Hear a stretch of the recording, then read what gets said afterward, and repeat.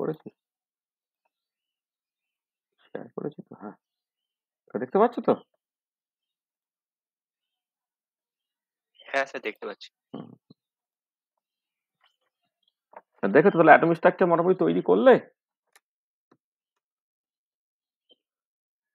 হ্যাঁ স্যার, মোটামুটি পড়ছি, মানে এখনো পুরোটা প্র্যাকটিস করে মানে কমপ্লিট হয়নি, হুম পড়াটা কমপ্লিট হয়েছে। হুম হুম।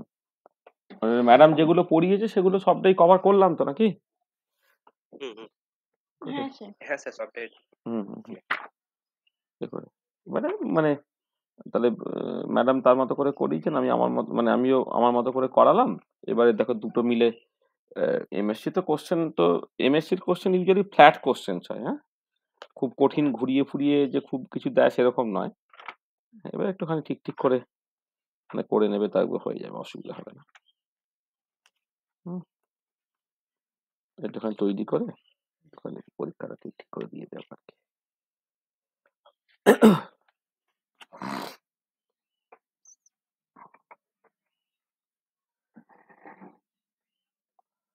দেখো তাহলে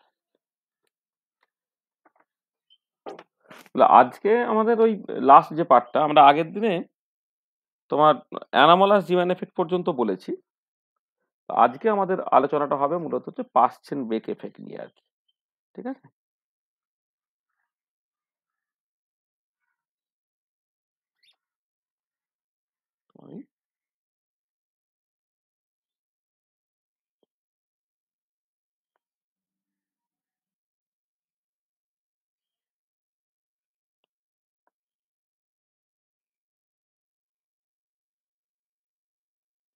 পাশ্চেন বেক এফেক্টটা নিয়ে আমরা আলোচনা করব।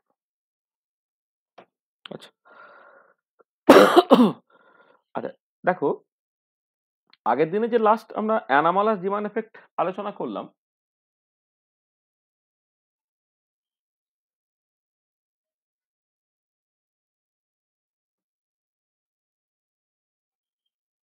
অ্যানামালাস জিমান এফেক্টে কি ছিল? অ্যানামালাস জিমান এফেক্টে তুমি যেটা করেছিলে যে তোমার স্ট্রং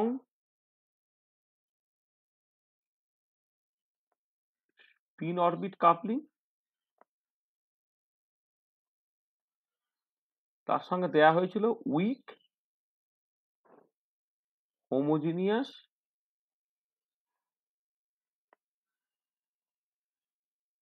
এক্সটার্নাল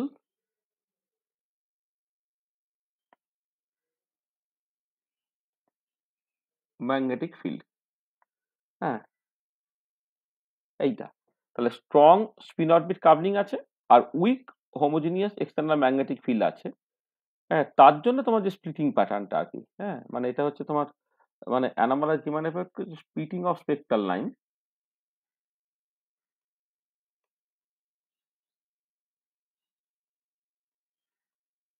হ্যাঁ, মানে অ্যানামালাস জিমানের স্প্লিটিং অফ স্পেকট্রাল লাইন নিয়ে কথাবার্তা বলছে, যেখানে তুমি একটা মানে স্ট্রং স্পিন অরবিট কাপলিং আছে এবং তার রেসপেক্টে অনেক weak homogeneous external magnetic field আছে। ঠিক আছে? এবং এর জন্য যেটা হয়েছিল, তাতে এই স্পিন অরবিট কাপলিংটা হচ্ছে তোমার অ্যাকচুয়ালি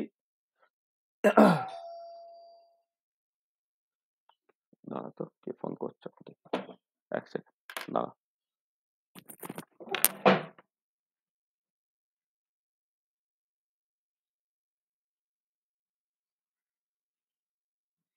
ঠিক আছে।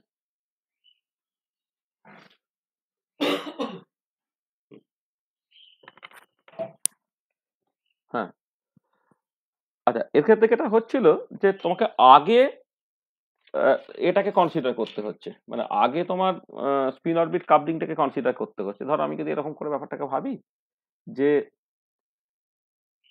মানে এল প্লাস এস, তারা প্রথমে ধরো জুড়ে গেল। আমি ধরো এরকম একটা তোমার ছবি এঁকে দেখাই তোমার, ধরো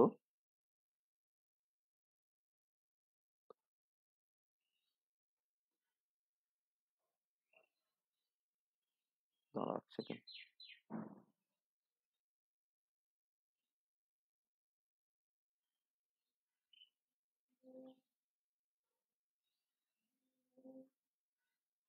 ধরো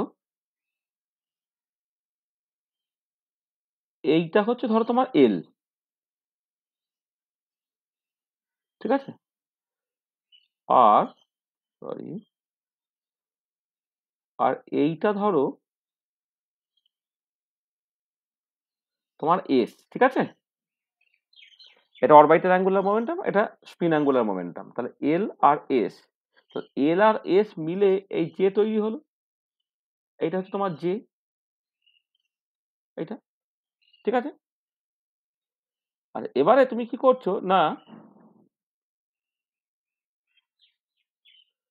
ধরে নাও জেড ডিরেকশন বরাবর তুমি একটা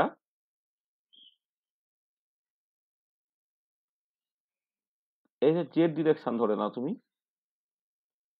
এই জেড ডিরেকশন বরাবর তুমি একটা হোমোজিনিয়াস এক্সটার্নাল ম্যাগনেটিক ফিল্ড দিচ্ছ। জেড ডিরেকশন, এইটা হচ্ছে ধরো ডিরেকশন অফ এইচ, ঠিক আছে? তাহলে এল প্লাস এস তারা প্রথমে জুড়ে গেল, জুড়ে গিয়ে তোমার জে তৈরি হলো। এবারে এই জেটা হচ্ছে সে অ্যাকচুয়ালি তোমার প্রিসিশনাল মোশনটা করছে। এটাকে ধরো আমি এই রেজাল্টেন্টটাকে এক কাজে অন্য কালার দিয়ে আঁকি।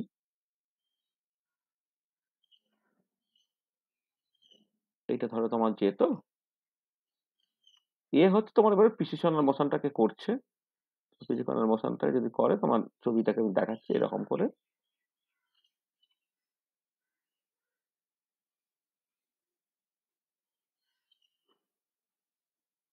তো বুঝতে পারলে, মানে এল আলাদা করে এইচ এর অ্যাবাউটে প্রিসিশনাল মোশন দেখাচ্ছি না, এস আলাদা করে এইচ এর অ্যাবাউটে প্রিসিশনাল মোশন দেখাচ্ছি না। তোমার এল এস কাপলিংটা বেশি ইম্পর্টেন্ট, সেখানে এল আর এস প্রথমে জুড়ে গিয়ে জে তৈরি হলো, এই জেটা হচ্ছে তোমার এইচ এর অ্যাবাউটে তার প্রিসিশনাল মোশনটা হচ্ছে। তাহলে অ্যানামালাস জিমান এফেক্টে কিন্তু মূলত এই জিনিসটা হচ্ছে, এটা হচ্ছে ইন কেস অফ অ্যানামালাস জিমান এফেক্ট।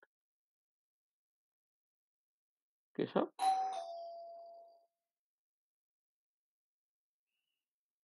দাঁড়া, ইন কেস অফ অ্যানামালাস জিমান এফেক্টে এইটা হচ্ছে। এক সেকেন্ড।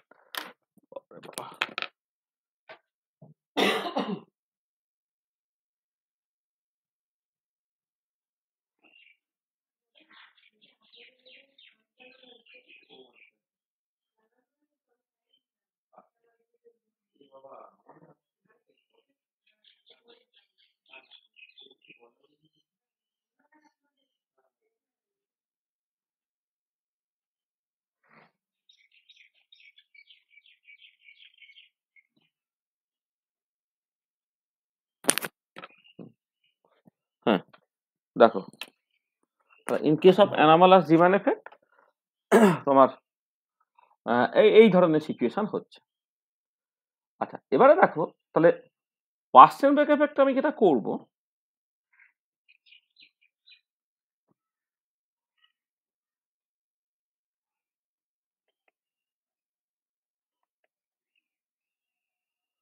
পার্সেন্ট ব্রেক এফেক্টে যেটা দরকার সেটা হচ্ছে তোমার মানে স্পিন অরবিট কাপলিংটা comparatively weak. Sorry,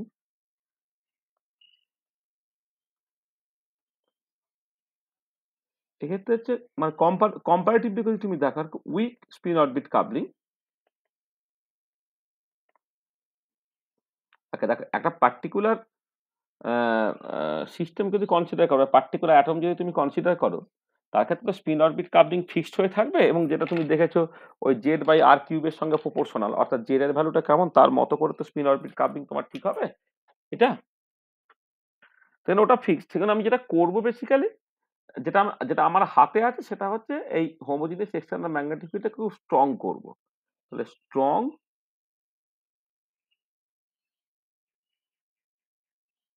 homogeneous external magnetic field, মানে strong homogeneous external magnetic field, ঠিক আছে? এইটা কি আবার এখন আসছে সুদীপা, হঠাৎ করে আজকে কি ইচ্ছা হলো কেন ক্লাস করতে? সুদীপার হঠাৎ আজকে কি খেয়াল হলো সুদীপা? কে রে? এই সুদীপা,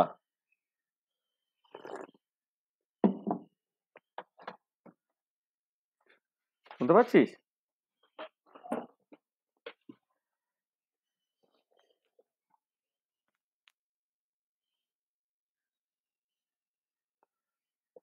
সুদীপ আছিস?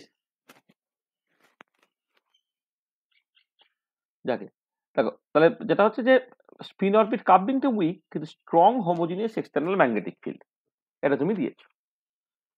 তাহলে এবারে যদি এটা দেয়া হয় তাহলে যেটা দেখতে পাওয়া যাবে সেটা হচ্ছে এই যে যে অ্যানামালাস জিমান এফেক্টে যে যতগুলো লাইন ছিল সেই লাইনগুলো আবার মার্চ করে গিয়ে নর্মাল জিমান এফেক্টে যতগুলো লাইন আছে সেই লাইনে তোমার ফিরে আসবে আর কি। মানে under this condition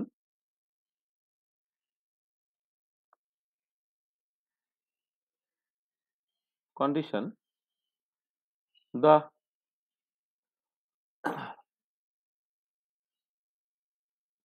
spectral lines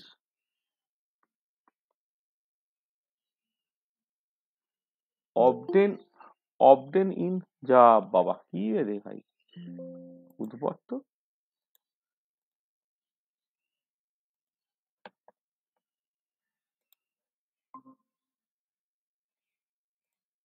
hello, শোনা যাচ্ছে আমার কথা শ্রমিক?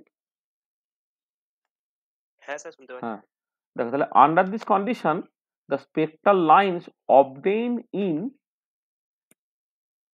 anomalous Zeeman effect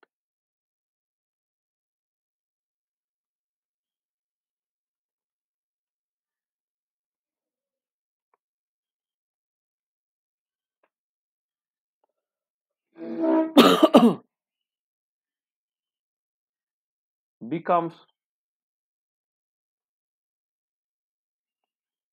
similar to that obtain in normal Zeeman effect। আচ্ছা, তার আগে বলি যে the spectral lines obtain in anomalous Zeeman effect will merge to give lines as expected from normal Zeeman effect। তো নর্মাল জিমান এফেক্টে যতগুলো line ছিল সেই লাইনে তোমার ফিরে আসবে। যেমন ধরো এস থেকে পি ট্রানজিশনে গেলে তুমি ৩ টে লাইন পেয়েছিলে, সেই ৩ টে লাইনই তোমার অ্যাকচুয়ালি ফিরে আসবে। সেইটা হচ্ছে তোমার অ্যাকচুয়ালি পার্সেন্ট ব্রেক এফেক্ট। তাহলে অ্যানামালাস জিমান এফেক্টে তুমি স্ট্রং স্পিন অরবিট কাপলিং নিয়েছো, weak homogeneous external magnetic field নিয়েছো এবং তার জন্য তোমার এই যে ভেক্টর অ্যাটম মডেলে কেমন করে সিচুয়েশনটা হচ্ছে তুমি দেখতে এল আর এস মিলে প্রথমে জে তৈরি হচ্ছে, যে এইচ এর অ্যাবাউটে তার ফিজিক্যাল মোশন হচ্ছে। কিন্তু পার্সেন্ট ব্রেক এফেক্টে যেটা হবে সেটা হচ্ছে উইক স্পিন অরবিট কাপলিং, তার রেসপেক্ট অনেক strong homogeneous external magnetic field. এবারে স্পিন অরবিট কাপলিং যদি ফিক্সড হয়েই থাকে তাহলে আগেরটা weak homogeneous external magnetic field দিয়েছিলাম, এখন অনেক strong homogeneous external magnetic field দিলাম। হ্যাঁ, দিয়ে তুমি যেটা পেলে যে অ্যানামালাস জিমান এফেক্টে যে ওই যে টোটাল 10টা লাইন পেয়ে গিয়েছিলাম, সেই 10টা লাইন আবার মার্চ করে গিয়ে নর্মাল জিমান এফেক্ট থেকে 3টে লাইন পেতাম, সেই 3টে লাইনে তোমার ফিরে আসবে। আচ্ছা, এর ক্ষেত্রে কি হচ্ছেটা কি, গল্পটা কিরকম? গল্পটা হচ্ছে তোমার ধরো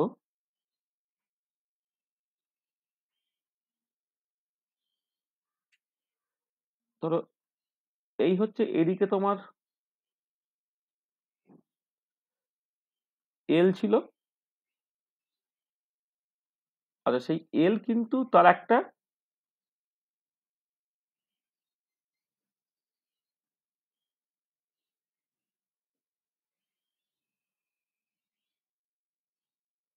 এল এর একটা পিসিকোনাল মোশন এইচ এর অ্যাবাউটে থাকবে। আবার ধরো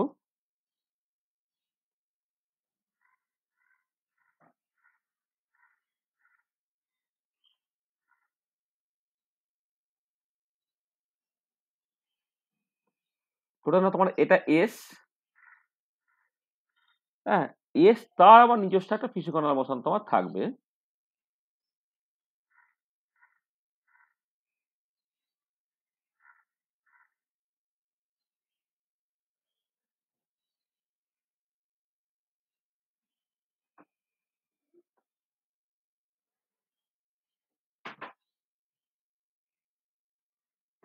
হ্যাঁ, এস তারও একটা তোমার দেখো পিসিকোনাল মোশন তোমার আছে। এইটা তাহলে তারপর তখন কি হবে না এক্ষেত্রে এল সে আলাদা করে এইচ এর অ্যাবাউটে ফিজিক্যাল মোশন হবে, এফ আলাদা করে তোমার এইচ এর রেসপেক্টে ফিজিক্যাল মোশন হবে, আর এল আর এস এর মধ্যে যে কাপলিংটা সেই কাপলিংটা পারটারবেশনের মতো রোল প্লে করবে তোমার, সেটা উইক আর কি, সেটা সেটা অতটা ইম্পর্টেন্ট না এই পার্টিকুলার কেসে আর কি। মানে ব্যাপারটা কিরকম যে এখানে কাপল মানে মানে এখানে কে স্ট্রং, এইচ যেহেতু strong, H L S couple করার আগেই কিন্তু এইচ তার নিজস্ব ইনফ্লুয়েন্সে সে তার অ্যাবাউটে এল কেও পিসেস করাবে, এস কেও তোমার পিসেস করাবে, যেটা লার্মার ফিজিক্যালের ক্ষেত্রে হয় আর কি এটা। আর আগেরটার ক্ষেত্রে যেটা হলো যে না, যেহেতু এক্সটার্নাল ইলেকট্রিক ফিল্ডটা উইক ছিল সেখানে তোমার প্রথমে এল আর এস মিলে গিয়ে জে তৈরি হলো, তোমার জে এইচ এর অ্যাবাউটে তার একটা ফিজিক্যাল মোশন হচ্ছে। তাহলে এখন পিকচারটা কিন্তু এরকম হচ্ছে। এটা কার ক্ষেত্রে না ইন দ্য পার্সেন্ট Back effect.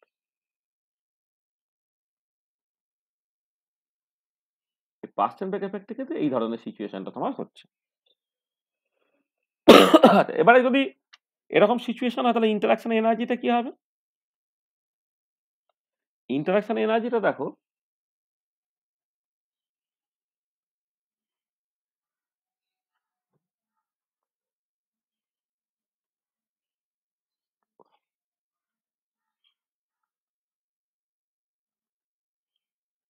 Interaction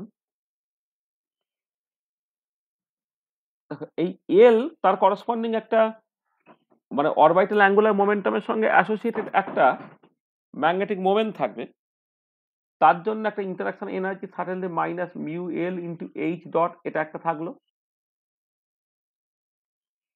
plus S যেটা তার সঙ্গে associated mu S dot H সেটা একটা রইল, সেটা এটা হচ্ছে একটা অরবিটাল অ্যাঙ্গুলার মোমেন্টাম, তার সঙ্গে অ্যাসোসিয়েটেড যে ম্যাগনেটিক মোমেন্ট সে এক্সটার্নাল ম্যাগনেটিক ফিল্ডের সঙ্গে ইন্টারাক্ট করছে, এটা হচ্ছে spin angular momentum,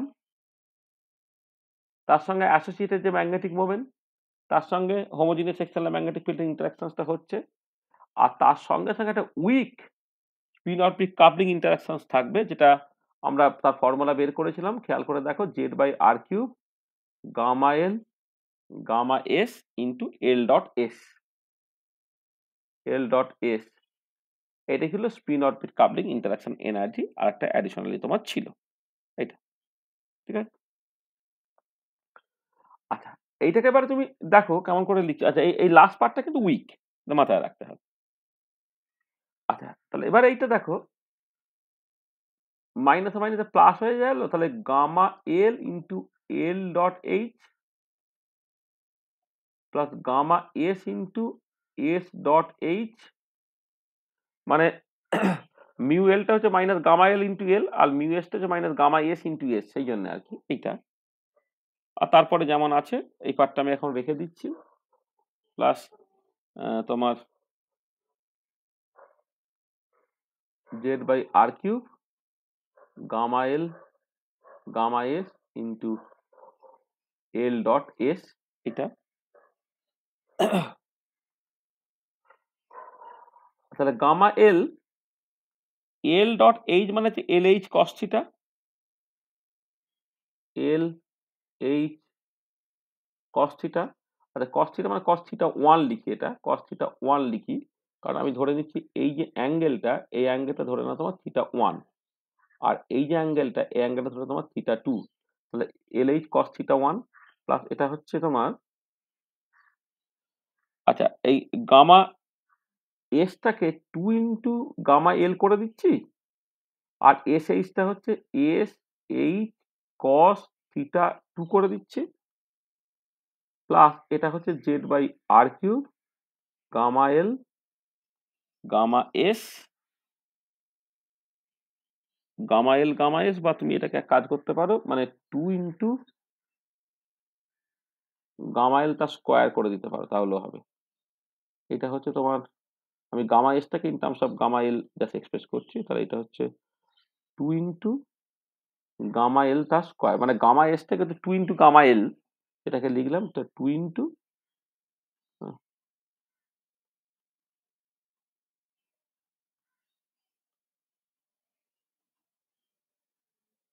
two into gamma এলটা স্কোয়ার ইন্টু এল ডট এস এটা। আচ্ছা এবারে দেখো এল কস থিটা ওয়ানটাকে তুমি এল জেড লিখতে পারো, তো এটা কত হলো গামা এল L Z into H, plus এটা 2 gamma L S Z into H plus 2 Z by R cube gamma এল তার স্কোয়ার ইন্টু এল ডট এস এইটা। আচ্ছা এবারে এল জেডটা কত, এল জেডটা হচ্ছে M L into H cross, সেটা হয়ে গেল gamma L M L into H cross into H plus 2 gamma L এটা M S into H cross into H plus, আচ্ছা একটা জিনিস খেয়াল করে দেখো এই যে এল ডট এস এইটা এল ডট এস। আচ্ছা এবার আমি কি করছি যে এল এর দুটো কম্পোনেন্ট তুমি নাও, একটা হচ্ছে তোমার ওই এইচ এর প্যারালাল, একটা যে এইচ এর পারপেন্ডিকুলার, এটাকে আমি জাস্ট এল প্যারালাল প্লাস এল পারপেন্ডিকুলার বলছি, আর হচ্ছে তোমার S parallel plus S perpendicular বলছি। মানে প্যারালাল মানে হচ্ছে এখানে হচ্ছে প্যারালাল কম্পোনেন্ট মানে parallel to external magnetic field, R perpendicular component মানে হচ্ছে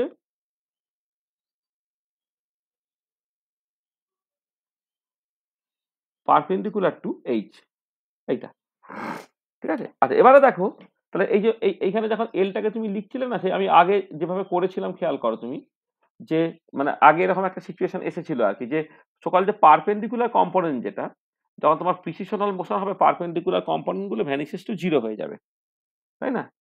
তো তখন এটা কি দাঁড়াবে, জাস্ট সিম্পলি এল প্যারালাল হবে আর এস প্যারালাল হবে, এইটা এল প্যারালাল হবে এস প্যারালাল হবে, প্যারালাল কম্পোনেন্ট গুলো জাস্ট সিম্পলি এইটা, ঠিক আছে।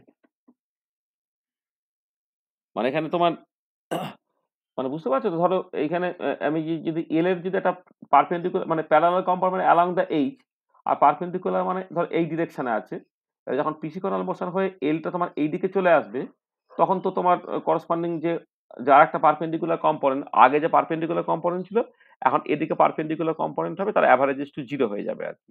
এইটা কারণটা হচ্ছে as perpendicular component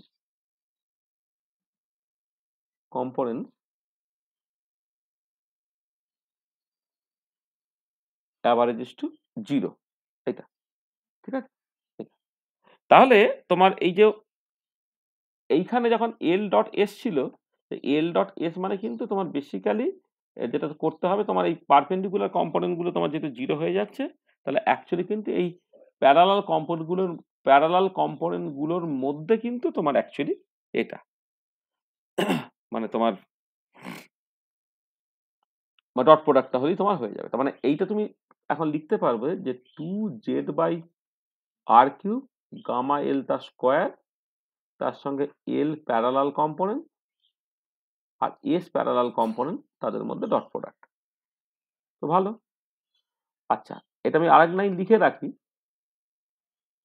gamma L M L H cos into H plus 2 gamma L M S H cos into H plus দেখো 2z by R cube gamma এল তার স্কোয়ার। আচ্ছা এবারে এল প্যারালাল, তাহলে এর যদি তুমি প্যারালাল কম্পোনেন্টটা নাও, যদি অ্যাঙ্গেলটা থিটা ওয়ান হয়ে যায়, তাহলে এর ম্যাগনিচিউডটা তুমি ধরো মানে এর যে ম্যাগনিচিউডটা তুমি যদি এল এর ম্যাগনিচিউডটাকে বলো আর কি, মানে সকল মানে এল এল কস থিটা ওয়ান এইটা এইটা এটা এটা কম্পোনেন্ট আর কি এল কস থিটা ওয়ান, আর এসটা হচ্ছে তোমার আবার এস কস থিটা টু, এল কস থিটা ওয়ান আর এস কস থিটা টু এইটা, এইভাবে তুমি লিখলে তাহলে কি হয়ে যাচ্ছে, তাহলে ইন্টারাকশন এনার্জিটা দেখে নাও, gamma L M L H cos into H M L H cos into H plus এখানে হচ্ছে 2 gamma L M S H cos into H two gamma L ms h cos into h, এইটা plus হচ্ছে 2z by r cube plus 2z by r cube gamma L তা square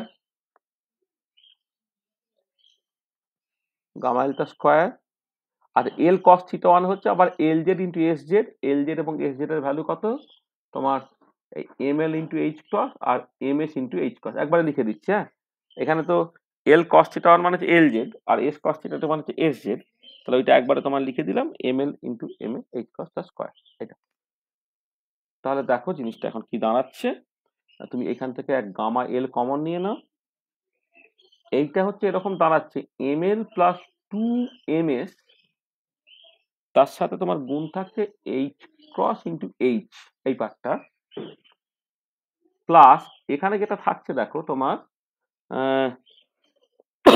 Z by R cube বা 2z by R cube gamma এল তার square, এটা হচ্ছে ml ms into h cross তার square, এরকম হচ্ছে। ঠিক আছে, এইটা তার মানে তুমি জাস্ট সিম্পলি এটাকে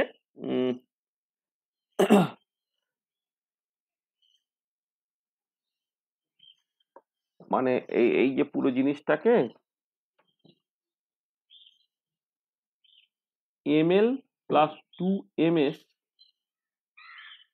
এটা h cos ওমেগা এল হয়ে গেল, কারণ গামা এল ইন্টু h সেটা হচ্ছে ওমেগা এল লারমার পিসিকনাল ফ্রিকোয়েন্সি, তোমার নিশ্চয়ই মনে আছে, this is the Larmor precessional frequency, gamma L into h cos এইটা, আর তারপরে যে পার্টটা রইলো সেটাকে তুমি জাস্ট ml ms ইন্টু একটা এরকম একটা নাম কিছু একটা দিয়ে রাখো, একটা কনস্ট্যান্ট কিছু একটা দিয়ে রাখো, হ্যাঁ, যেখানে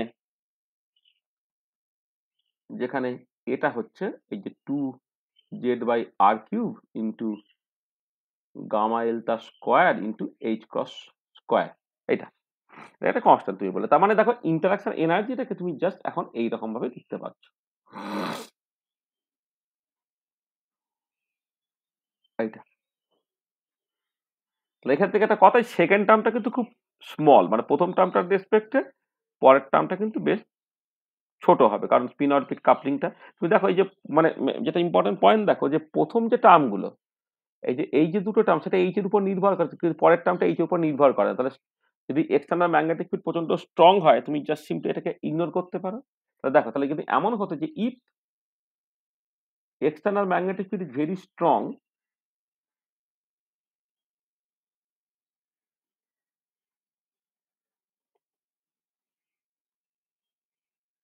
very strong in comparison to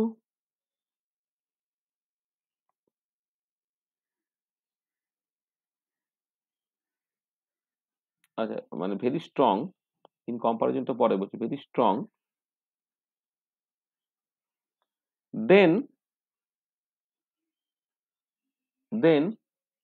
এই যে ml plus 2ms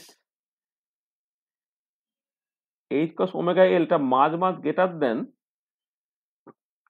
ml h cos a হয়ে যাবে, তাই তো? দেন উই ক্যান রাইট এই যে ইন্টারাকশন এনার্জিটা is approximately equal to ml plus 2ms into h cos omega L, এটা ঠিক আছে, এটা হলো তখন ইন্টারাকশন এনার্জিটাকে অ্যাপ্রক্সিমেট তুমি এইটা লিখতে পারলে, তখন এই পরের টার্মটাকে তুমি ধরো ফর দ্য টাইম বিং ছেড়ে দিয়েছো, ঠিক আছে। আচ্ছা, এবারে আমি জাস্ট ধরো এস স্টেটটাকে কনসিডার করছি, এস স্টেট যেটা মানে এস অরবিটালটা, এস অরবিটালের ক্ষেত্রে এল ইকুয়াল টু 0 ছিল, এল ইকুয়াল টু যদি 0 হয় তার এমএল এর ভ্যালু 0, কিন্তু একটা ইলেকট্রন আছে তো এস ওয়ান স্টেট, তো মানে এস অরবিটালে একটা ইলেকট্রন ছিল, এমএল ইকুয়াল টু 0, কিন্তু এমএস এর ভ্যালু কি হতে পারে, প্লাস আপও হতে পারে আর মাইনাস আপও হতে পারে। তাহলে এমএস এর ভ্যালু যখন প্লাস আপ, তাহলে তুমি দেখো এই যে এমএল প্লাস 2ms এর যে ভ্যালুটা সেটা সিম্পলি 1 হলো, আর এইটা হচ্ছে এটা -1 হলো, এই যে দেখো ml ইকুয়াল টু 0, তো মানে s অরবিটাল যদি হয় তাহলে ms ইকুয়াল টু 0, তাহলে m এর ভ্যালু প্লাস হাফ হতে পারে মাইনাস হাফ হতে পারে। এবার আমার ইন্টারাকশন এনার্জিটা কত, ml plus 2ms into h cos omega l।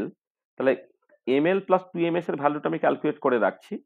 তাহলে যখন ml এর ভ্যালু 0, ms এর ভ্যালু প্লাস হাফ, তখন ml প্লাস 2ms টা হয়ে গেল প্লাস 1, আর ml এর ভ্যালু যখন 0 আর ms এর ভ্যালু মাইনাস হাফ, তখন সেটা হচ্ছে মাইনাস 1 হয়ে গেল। এইটা তার মানে ইন্টারাকশন এনার্জিটা কি হচ্ছে, তখন এই ইন্টারাকশন এনার্জিটা s স্টেটের জন্য, s1 স্টেটের জন্য একটা হয়ে যাচ্ছে তোমার plus H cos omega L, একটা হচ্ছে তোমার plus H cos omega L, আর একটা হয়ে যাচ্ছে তোমার minus H cos omega L. এইটা আমি করে রাখলাম।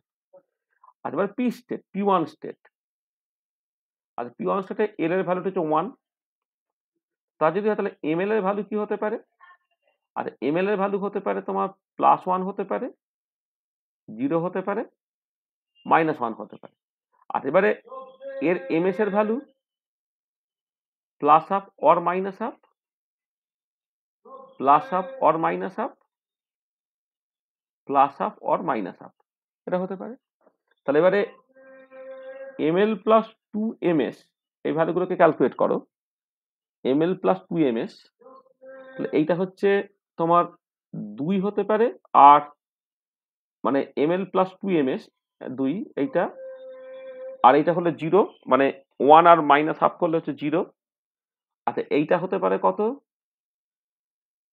1 আর মাইনাস 1। আচ্ছা এইটা হতে পারে কত, 0 আর মাইনাস 2, 0 আর মাইনাস 2, তাই তো?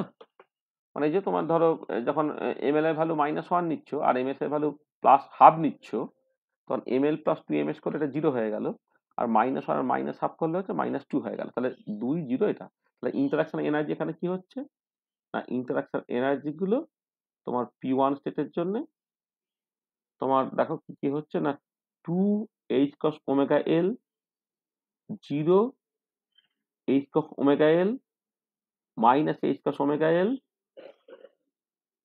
0 minus 2h cos omega l। এটা তা খেয়াল করো।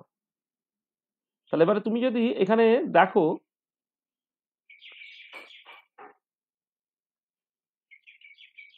আচ্ছা এটা কাজ করি, পরের পাতায় আঁকি ছবিটা, এটা। তাহলে দেখো তুমি এক্ষেত্রে স্প্লিটিং হয়ে 6টা পসিবিলিটি হলো তোমার, মানে এনার্জি হচ্ছে তোমার দুটো স্টেট, মানে এক্ষেত্রে তুমি এনার্জিটিক্যালি যদি ব্যাপারটাকে দেখো, এক্ষেত্রে যেমন এর এনার্জি কম এর এনার্জি বেশি।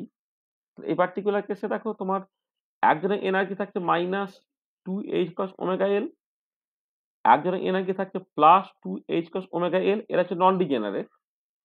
আচ্ছা দুজনের এনার্জি থাকছে তোমার বেসিক্যালি 0, এইটা। একজনের এনার্জি এখানে থাকছে minus h cos omega l, একজনের এনার্জি এখানে থাকছে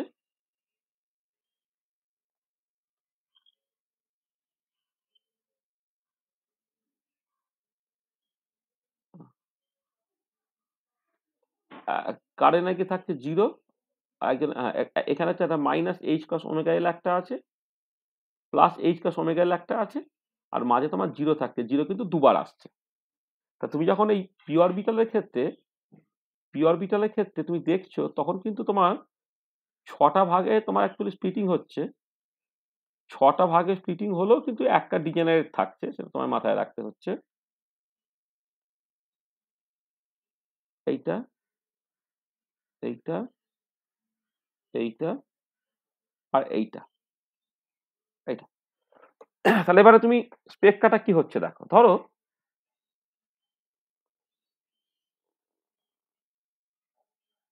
এদিকে এনার্জি প্লট করছো,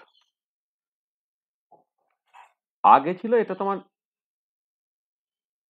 এ স্টেটটা, যেখানে এল ইকুয়াল টু 0 ছিল। এইটা ধরো তোমার পি স্টেটটা, যেখানে এল ইকুয়াল টু 1 ছিল। হ্যাঁ, এখানে হচ্ছে তোমার মানে আমি ওই মানে এটাকে এটা হচ্ছে ইন অ্যাবসেন্স অফ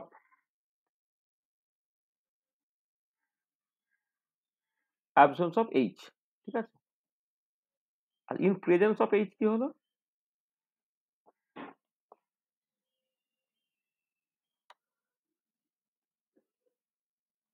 এইটা তোমার দুটো ভাগে ভাঙলো,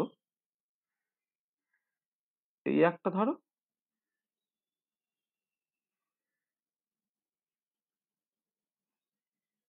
এই একটা ধরো।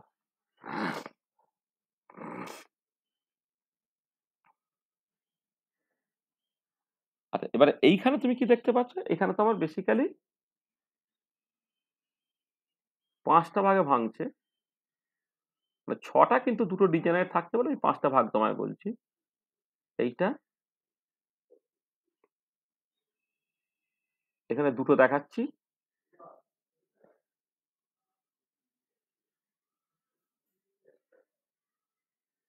এইটা, হ্যাঁ?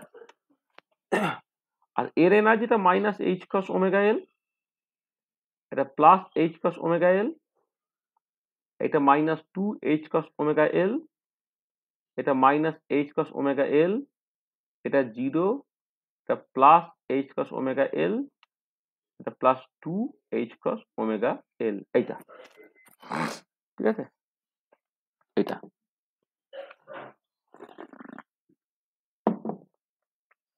আচ্ছা, তাহলে এখানে মানে 6টা লেভেল, কিন্তু মানে 6টা স্টেট, কিন্তু আমি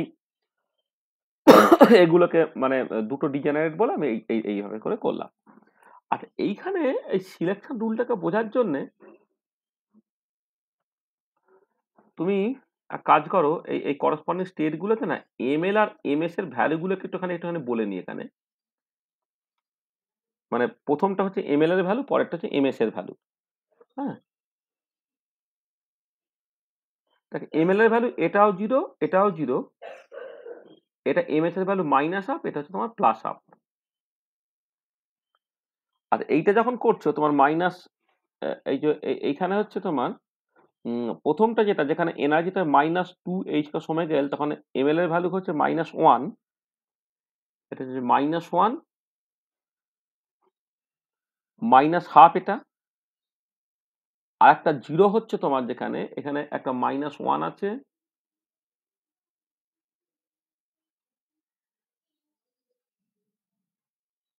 প্লাস হাফ একটা আছে, এইটা। আচ্ছা, প্লাস এইচ কা সময় গেল মাইনাস এইচ কা সময় গেল, যেটা তাহলে হচ্ছে তোমার এমএল এর ভ্যালু 0 আর হাফ, এইটা হচ্ছে তোমার এমএল এর ভ্যালু 0 আর প্লাস হাফ, আর এইটা হচ্ছে 0 মাইনাস হাফ, আর এইটা হচ্ছে এমএল এর ভ্যালু +1, এমএস এর value plus half, +1 plus half একটা, আর 0টা করতে গেলে যে +1 মাইনাস হাফ, আর একটা এখানে থাকবে +1 আর মাইনাস হাফ, এইটা। আচ্ছা, এবারে তুমি যখন সিগন্যালটা দেখতে চাইবে, তখন সিলেকশন রুলটা ইম্পর্টেন্ট।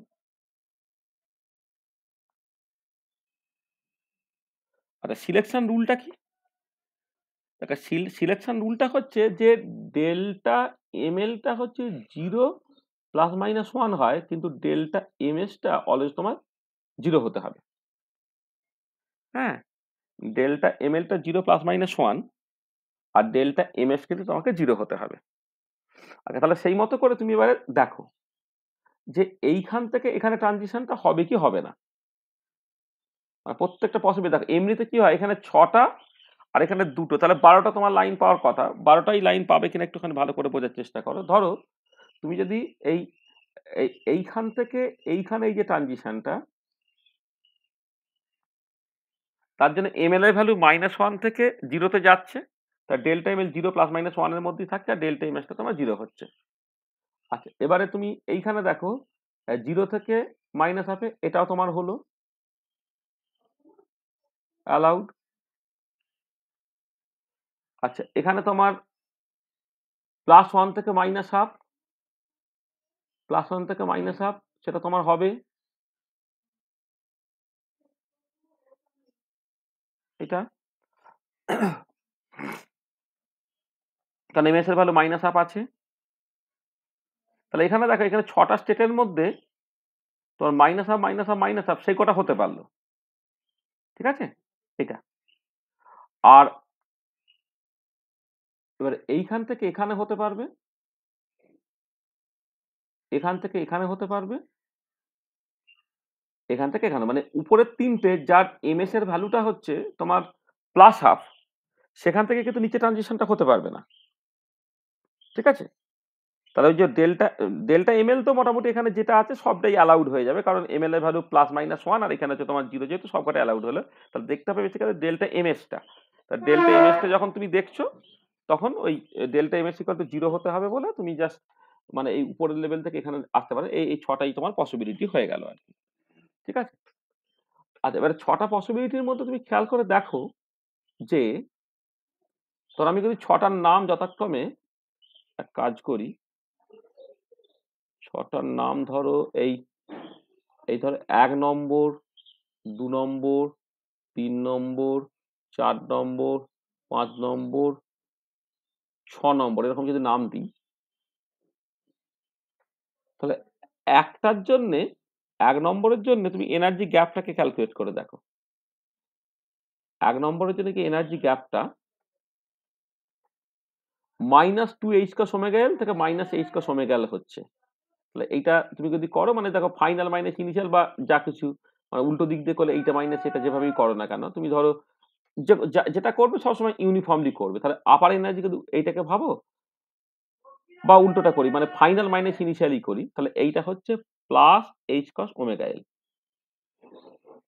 একটা 2 নম্বরের ডেল্টা ইটা কত? 0। 3 নম্বরের ডেল্টা ইটা কত? 0 থেকে এটা হচ্ছে, তাহলে minus H cos omega L. 4 নম্বরের ডেল্টা ইটা কত? 0 থেকে plus H cos omega L, তাহলে plus H cos omega L. 5 নম্বরের ডেল্টা ইটা কত? 0। 6 নম্বরের ডেল্টা ইটা কত? Minus H cos omega L. এইটা তাহলে খেয়াল করে দেখো, এই যে 1 and 4 তারা কোয়েনসাইড করবে, কারণ তাদের তো এনার্জি ক্যাপ একই, একই জায়গায় ট্রানজিশনটা ঘটবে। 2 and 5 তারা কোয়েনসাইড করবে, আর এদিকে হচ্ছে 3 and 6 তারা তোমার কোয়েনসাইড করবে। তোমার অ্যাপারেন্টলি দেখে মনে হচ্ছে, দেখো প্রথমে মনে হচ্ছিল যে এদিকে 6টা আর এদিকে 2টো, মানে 12টা ট্রানজিশন ঘটবে না, সিলেকশন রুল বললে মাত্র 6টা পসিবল ট্রানজিশন হলো। এবার 6টা পসিবল ট্রানজিশনের মধ্যেও আবার যেটা পাচ্ছ তুমি, যে দুটো ট্রানজিশন করসপন্ডিং একই এনার্জি দিচ্ছে। হ্যাঁ, দুটো ট্রানজিশনের করসপন্ডিং এনার্জি গ্যাপটা দুজনের ক্ষেত্রে একই দিচ্ছে, না তারা বেশি করে কোয়েনসাইড করবে। তাই কোয়েনসাইড করে গেলে তুমি আলটিমেটলি কি পেলে? আলটিমেটলি এইখান থেকে তুমি লাইন পাবে কটা? লাইন পাবে তুমি কিন্তু 3টেই পেলে। দেখো তুমি 3টেই লাইন পেলে। এটা হচ্ছে কেমন না, as expected from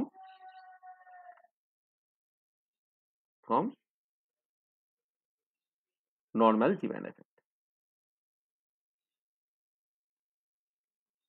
normal Zeeman effect তুমি যেমন এক্সপেক্ট করেছিলে, তুমি এক্স্যাক্টলি সেরকমই পেলে, তাই না? বোঝা গেল যে পার্সেন্ট বেক এফেক্ট, এবং সেইখান থেকে তুমি টোটাল ইন্টারপ্রিটেশনটা বুঝতে পারলে কেমন করে হলো। ঠিক আছে? হ্যাঁ স্যার, ঠিক আছে। হুম। হুম। তাহলে এবারে চলো জিনিসটাকে সামারাইজ করা যাক। মানে তাহলে ওয়ান ইলেকট্রন প্রবলেম তোমাদের এতখানি পড়িয়েছে বলে আমরা এইটুকুই জাস্ট বললাম। তাহলে যেটা কথা হচ্ছে যে তুমি মানে সামারি করো জিনিসটাকে।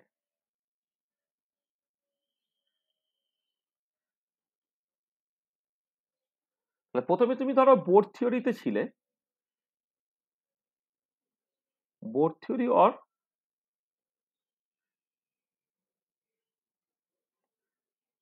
নন relativistic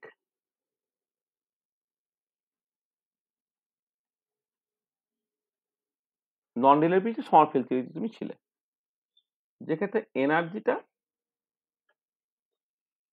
depends only on an সেই মতো করে তুমি স্পেকটা পেয়েছো। হ্যাঁ, এটা শুধুমাত্র প্রিন্সিপাল কোয়ান্টামের উপর ডিপেন্ড করে, সেই মতো করে তুমি তোমার স্পেকটা পেয়েছো। এটা আচ্ছা, এবারে তুমি রিলেটিভিটি ইনক্লুড করলে, রিলেটিভিস্টিক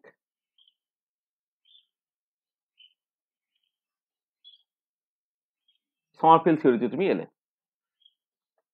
তখন এনার্জিটা ডিপেন্ড করলো, depends on L and N. সেখান থেকে তুমি ফাইন স্ট্রাকচার পেলে, ফাইন স্ট্রাকচার পেলে। আচ্ছা, এবারে তুমি কি করলে না, নো স্পিন, কোনো স্পিন এখনো আসেনি, নো স্পিন, তুমি দিয়েছো হচ্ছে হোমোজিনিয়াস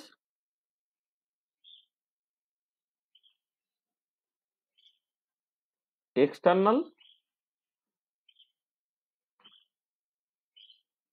ম্যাগনেটিক ফিল্ড দিয়েছো, কোনো স্পিন নেই, হোমোজিনিয়াস এক্সটার্নাল ম্যাগনেটিক ফিল্ড দিয়েছো। হ্যাঁ, এটা দিলে, তার জন্য এটা তুমি কি পেলে না, তখন এনার্জিটা ই এনটা বলা ভুল হবে, ই শুধু বলা উচিত এখন, তখন E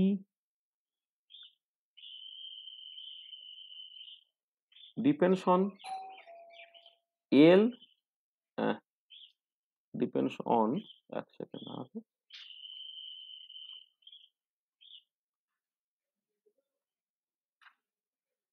N L depends on N L and M L.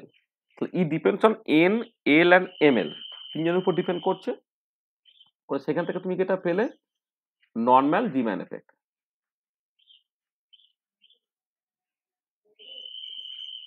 জিম্যান effect এইটা। আচ্ছা, এইটা আর এর থেকে অ্যারো দিয়ে আমি বলছি না, এবারে উল্টোটা হতে পারে যে দেয়ার ইজ স্পিন, স্পিন আছে, বা there is spin orbit coupling, এখানে স্পিন বা এটাকে বলা নো স্পিন বলা ভালো, বা মানে নো স্পিন অরবিট কাপলিং বললেও হবে আর কি, মানে নো স্পিন মানে হচ্ছে তো স্পিন থাকবে, স্পিন অরবিট কাপলিং হবে, তাহলে এটাকে নো স্পিন অরবিট কাপলিং, কিন্তু হোমোজিনিয়াস এক্সটার্নাল ম্যাগনেটিক ফিল্ড, তো normal Zeeman effect. There is spin orbit coupling, but no homogeneous external magnetic field। এইটা তার ক্ষেত্রে কেটে হবে ই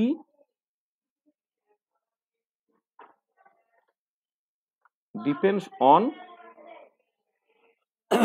তোমার বেসিক্যালি এনার্জিতে তোমার তখন ডিপেন্ড করে যাচ্ছে, মানে আমি বলবো যে সকল নতুন একটা কোয়ান্টাম নাম্বার জে এর উপরে, ঠিক আছে, করে যাচ্ছে, এবং সেইখান থেকে তুমি ওই যেটাকে বলা হয় অ্যালকালি মেটাল ডাবলেটস, অ্যালকালি মেটাল বা হ্যালোজেন ডাবলেটস, সেটাকে তুমি এক্সপ্লেন করছো এইখান থেকে, এটা ঠিক আছে। আর তারপরে কি চলে এলো, তারপরে চলে এলো স্পিন অরবিট কাপলিং, মানে strong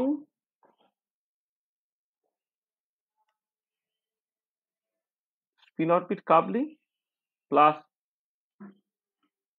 week homogeneous external magnetic field, সেখান থেকে পেলে তুমি anomalous Zeeman effect.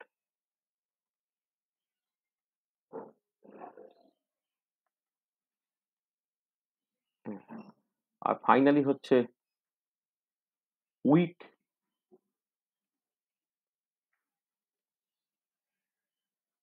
Spin orbit coupling plus strong homogeneous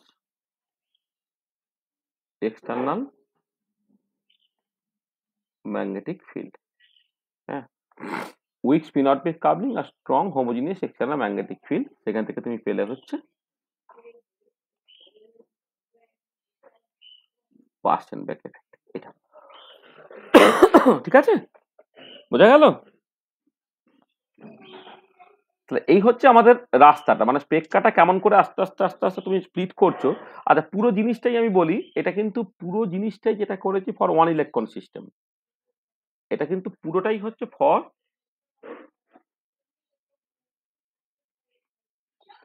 one electron system. This is the মানে অ্যাকচুয়ালি কেমন করে আমি আস্তে আস্তে আস্তে আস্তে আস্তে আস্তে ভেতরে ঢুকেছি সেটা তোমায় বললাম। ঠিক আছে, বোঝা গেল?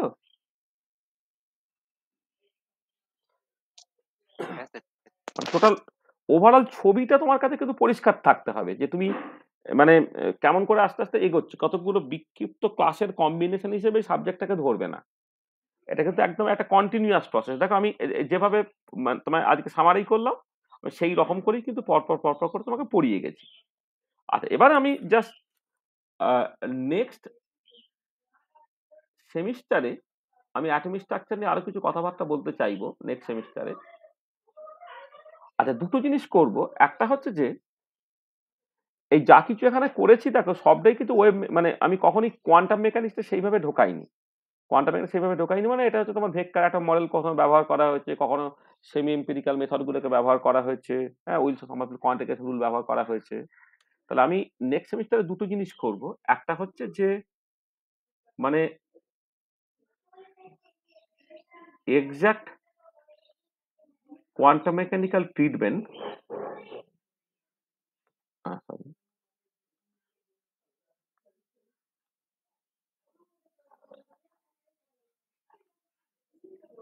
treatment of one electron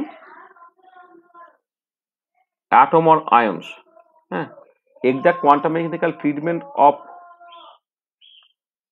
atom or ions, এইটা মানে যেখানে বেসিক্যালি এই হাইড্রোজেন অ্যাটম প্রবলেমটাকে, হাইড্রোজেন অ্যাটম প্রবলেম যেটাকে বলা হয় আর কি, সেইটার এক্সাক্ট কোয়ান্টাম মেকানিক্যাল ট্রিটমেন্ট আমি করব।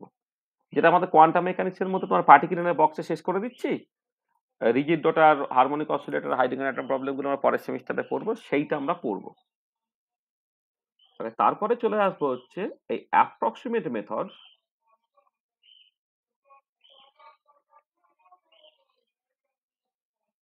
methods to treat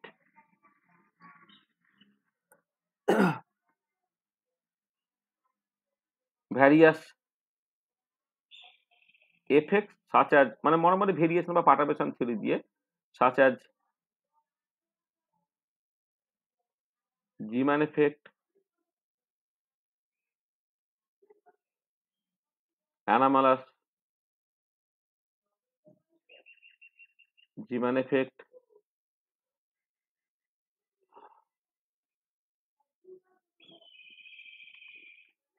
Pasternak effect, fine structure,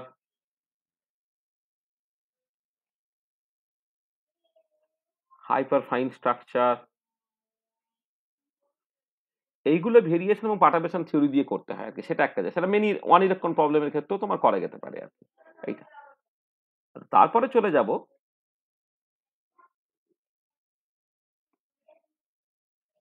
poly electron atom. R poly electron atom exactly solve করা যায় না, অবশ্যই তার অ্যাপ্রক্সিমেট মেথডস গুলো নিয়েই কথাবার্তা হবে। অ্যাপ্রক্সিমেট মেথডস নিয়ে কথাবার্তা বলা হবে এবং সেইখান থেকে আমি যে জিনিসগুলোতে মূলত এমফ্যাসিস দেবো, ধরো তোমার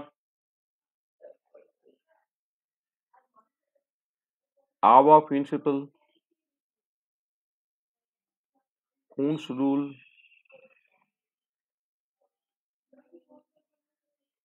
পাউলি's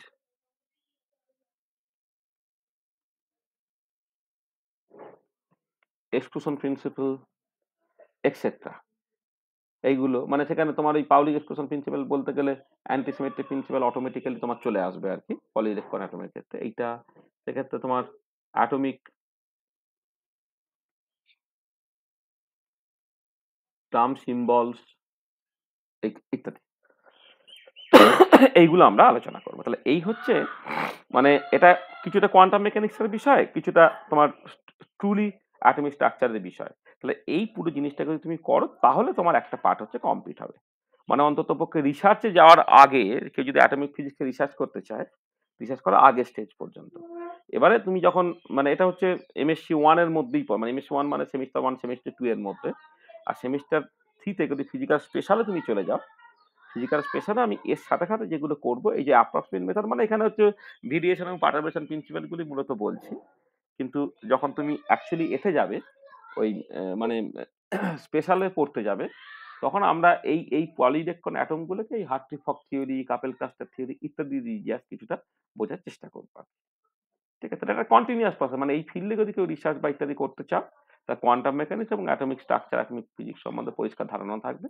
এবারে আমি দেখো এখানে কেউ মলিকুলার ফিজিক্স স্পেকট্রোস্কোপিও যদি কেউ রিসার্চ করতে চায়, তাহলে এই অ্যাপ্রক্সিমেট মেথডস গুলো কিন্তু একই রকম।